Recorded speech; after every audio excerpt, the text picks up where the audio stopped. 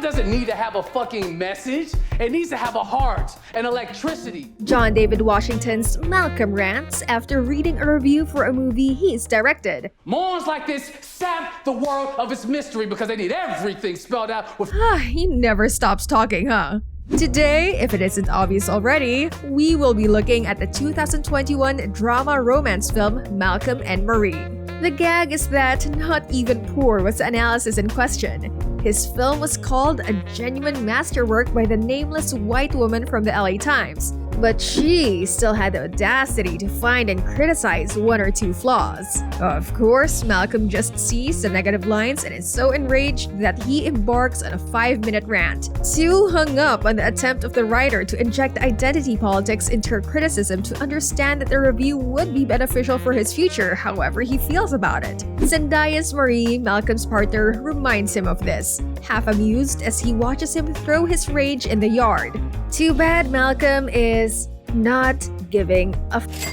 He then goes to list amazing movies that he feels were made only because the filmmaker felt like that. I mean, the fact that Barry Jenkins isn't gay, is that what made Moonlight so fucking universal? A mystery is what drives an artist, he claims, and it's one he doesn't seem to be bothered to examine. This is a curious rule to take, particularly in the film Malcolm and Marie, which is basically about artists and filmmaking.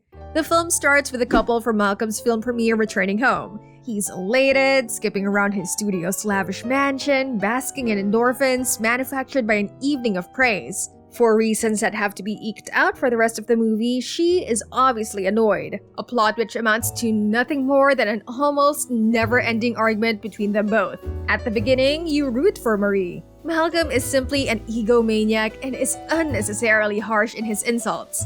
But then it turns out that Marie is mostly upset by the fact that in her film, which is particularly based on her life, she was not cast by her partner to play the lead. The dispute is essentially a clear clash of egos.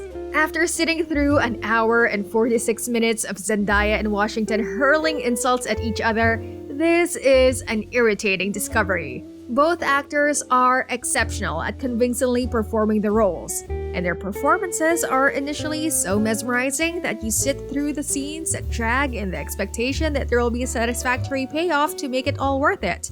At the drop of a hat, both actors can turn from indifference to anger to defeat. Flashes of remorse dropping behind their eyes when their characters know they are in the wrong. Broad-eyed rants of violence falling off their venom-laced tongues when they assume they are in the right.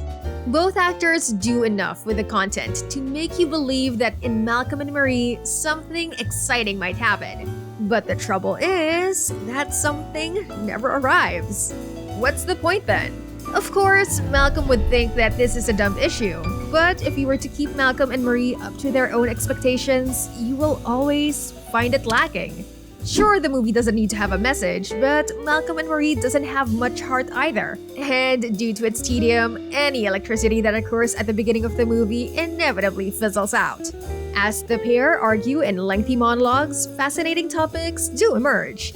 Mental well-being, drug addiction, betrayal, conditional love limits, creative ownership, and clearly the significance of art are all fleetingly explored. But the discussion never goes on because they are simply used as instruments to make someone else feel bad about themselves. Malcolm and Marie might maybe be seen as a study of how cruel we can be to those we love. But neither do these characters seem to genuinely love each other. In fact, their insults are so cruel, crossing the lines that definitely can never be redrawn, that by the end of the film, we kind of want them to break up. At least you'll be left with a half-fulfilling ending that way. Directed by Euphoria's producer Sam Levinson, who won Zendaya an Emmy for her portrayal of her lead character Rue, there is no denying that Malcolm and Marie is a well-made film technically. The cinematography is incredible, the soundtrack has you looking for Shazam, and Zendaya and Washington show what we already know. They can really act. It's a passionate project that the trio self-funded and filmed last summer alongside Levinson's mom as the industry figured out how to function in the modern world. It's one of the better slickly packaged and not a single mention of Zoom as post-COVID movies go, but ultimately the only thing Malcolm and Marie says with conviction is, "Hey, look what we can do." And it's all well and good to make art for the sake of art, but if you want people to watch it, which Netflix most definitely does after buying the film for $30 million, it has to give something back. Malcolm's right that the political message doesn't have to be anything, not everything has to have a deeper meaning. However, a sense of intent, whether or not it's to entertain, to enlighten, or to teach, is key. Malcolm and Marie do none of the above, sadly. What do you think?